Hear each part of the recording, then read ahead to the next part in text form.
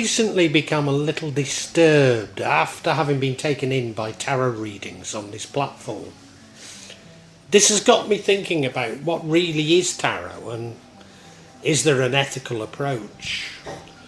Well, this is what I will explore in this vlog, extrapolating it to much broader issues about deception, entertainment and what we perceive as reality. Not only do I read tarot, but I listen to other people's readings on this platform. I like to think that I only do this to learn how to read better. But maybe I'm fooling myself and I'm looking for tarot to answer things I need to find my own answers too. Oh, why do I feel the need to learn from other tarot readers? Well, the YouTube algorithm has forsaken me. When I started, maybe I got 3,000 views. Now I'm lucky to get 30. I'm beginning to understand that far from being a sophisticated black box, the YouTube algorithm is extremely superficial. It looks for focus in the channels it promotes. Thus, channels that are exclusively about tarot and issue readings on a regular basis, often many per day, are those which appeal most to the algorithm. It also allocates by regions and countries. So being based in Indonesia, my channel is promoted in Indonesia. But my channel is in English, a language few Indonesians would choose to be entertained by, if indeed they can comprehend it. Whilst I certainly don't create content to become wealthy, the revenue for Indonesian views is a fraction of those from the West. Bluntly, my channel is not targeted at Indonesian viewers. What should I do? Well, if I was to split this channel into thematic channels, i.e. tarot, Islam, science, my books, etc., I would certainly do better. But there would be an inevitable pull to focus on those most lucrative channels, maybe ultimately abandoning my eclectic interests. A trend in society that I'm highly critical of, seeing it as atomization, an atomization which conflicts with people like myself, who like to think that we are Renaissance men. Furthermore, I'm concerned about the life cycle of such specialist channels. I'm sure that you are familiar with channels that were once popular, that you viewed every day, but no longer even see. It seems to me that this is a dangerous route, encouraging creators to invest in technology and employees for popular channels, only to find themselves dropped by the algorithm after making the investment. Having started and run a number of successful businesses, this is the last thing that I would want.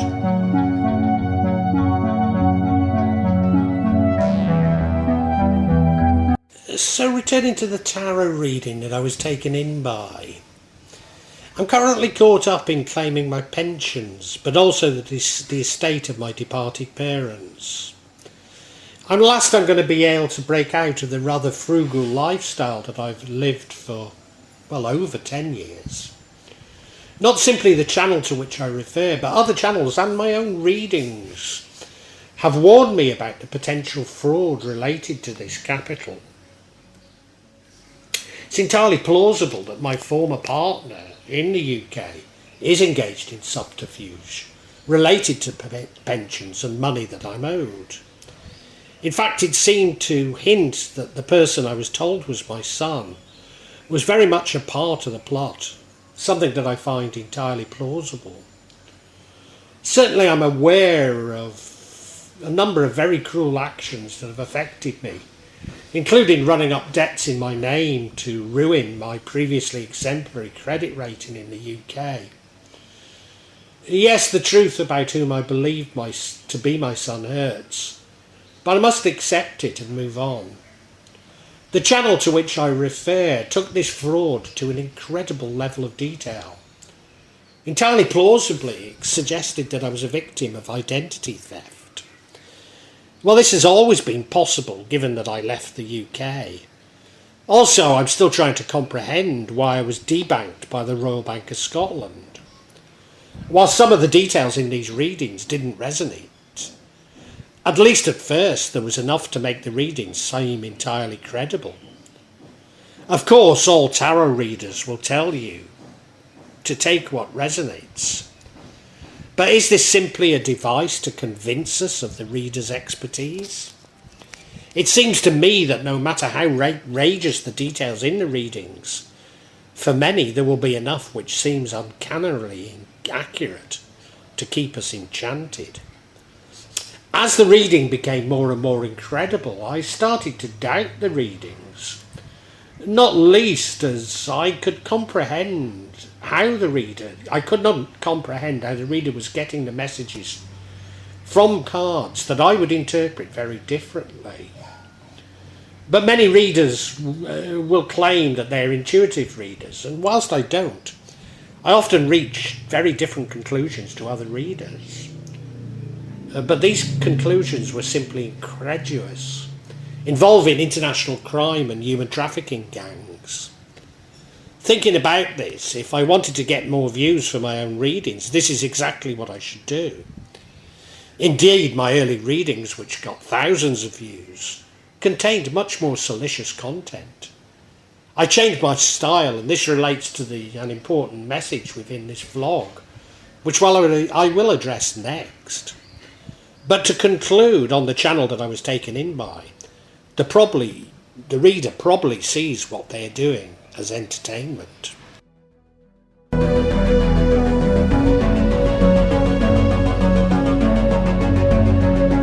They're simply giving the viewers what they want. Maybe we could even say demand. Yes, I was taken in, but I refuse to call this reader unethical, simply engaging in things I myself will not do, because I personally find them to be unethical. So why did I change my style? Well, I had a number of people who seemed dependent on my readings. Indeed, in those days I used to do readings for people I didn't know and never met. I might add, without payment. I became increasingly worried that my readings were influencing their realities. Perhaps like the reader who took me in, I hadn't given much thought to tarot reading. I'd assumed that it was fortune telling, or at least divination, as that is what my public wanted. But I now know that it simply taps into deep and maybe repressed psychology of the client. When I started reading, I already knew that our reality is generated by our consciousness, and not the obverse as we are told. Also, how politicians and businesses manipulated the news to affect our beliefs. What I had not done was to put these observations together, to understand that when tarot is used as fortune telling, it can indeed create our realities. Thus, when I was taken in by the fanciful readings, including organised crime, I was beginning to create my own reality based on this.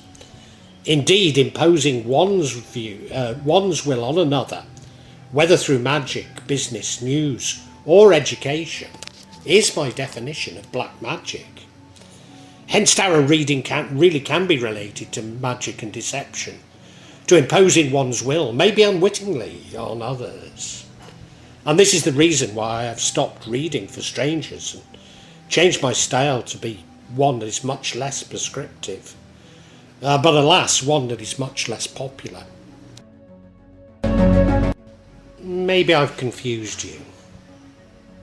But we need to look at what we call reality to understand my thoughts. As I say, reality is not what we believe it to be, but something we construct through our consciousness. Though our beliefs, and most relevantly the beliefs of others, which have impacted on us, interestingly, I see dreaming as closer to the truth than what we perceive to be our waking states. But that's another story that I discuss in other vlogs. By illustration, let me introduce quantum theory.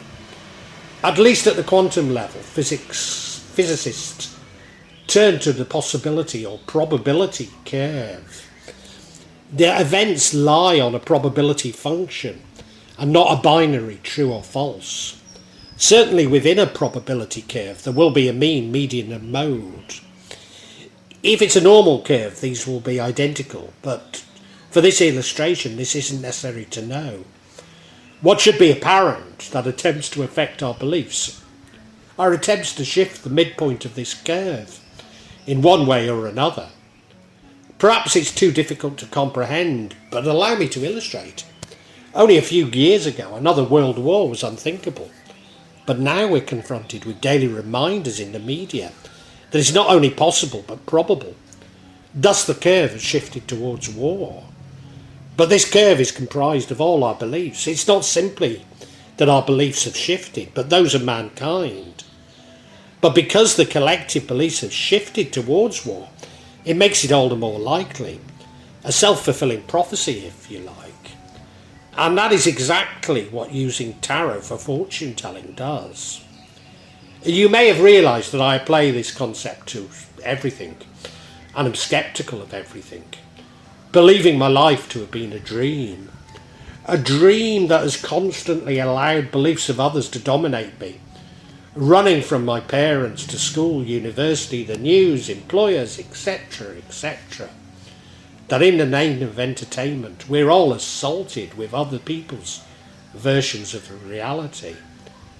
But it's not important to go as far as I have to comprehend my arguments in this vlog. Returning to ethics, I really do believe that tarot taps into deeply held beliefs within our subconscious. You might like to think of them as Jungian archetypes, and I'd not disagree. How does tarot do this? I cannot be certain. When linked to zodiac signs, it could be that they reflect the planetary alignments at the time of the birth and the current planetary alignments. Strange though this may seem to materialist scientists, perhaps it would be more fruitful in thinking why wouldn't they than why would they. But then maybe astrology is also like tarot and simply taps into our deepest psychology. A friend of mine with an astrology channel read my birth chart. It confirmed my deepest concerns, that my mother was indeed a narcissist, that my son wasn't really my own son. Knowing this was liberating and certainly affected my beliefs and behaviour ever since. But what degree did the reading of my birth chart reflect elements of my life that I'd already discussed with my friend? Maybe even elements she wasn't consciously aware of when doing the reading, not least as I believe her to be entirely ethical. However, a further twist is, did my beliefs actually influence my birth chart? Rather than we as assume my birth chart influenced my beliefs. Could it be that the chart she read was actually created by my consciousness? I honestly don't know, but I have to consider this to be entirely plausible. So can we engage in divination ethically? Well, that is the question all of us engaged in divination must explore individually and arrive at our own conclusions. I found my own path in this, but revisit it regularly, and will continue to do so, especially having been taken in by the alarmist readings I listen to. In part, I've already resolved to put a more positive spin on my own readings. Many readers do this, but I've resolved to do so because if we're thinking of the probability curve, then better that I interpret a more positive trajectory.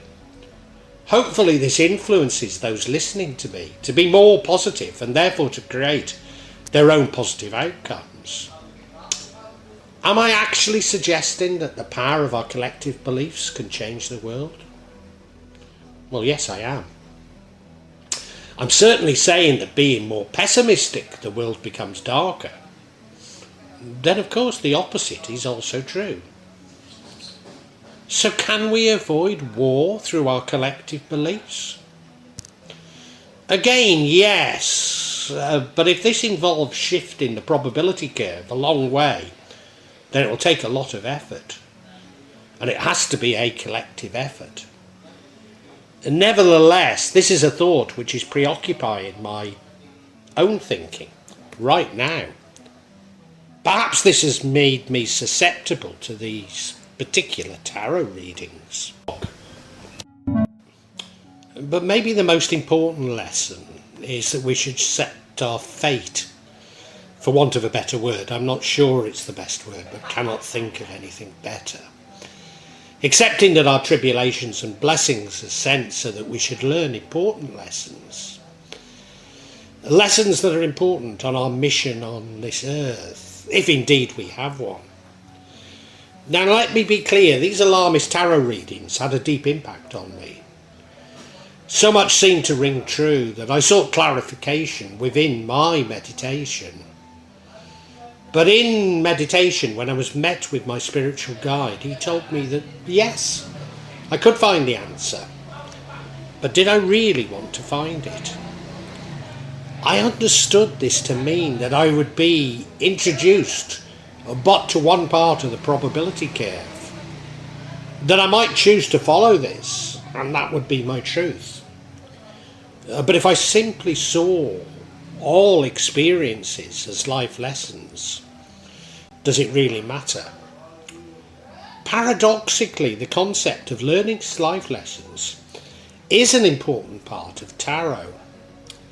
And this is where tarot really does tap into our deepest psychology, and why maybe it is important if used in an ethical and honest way.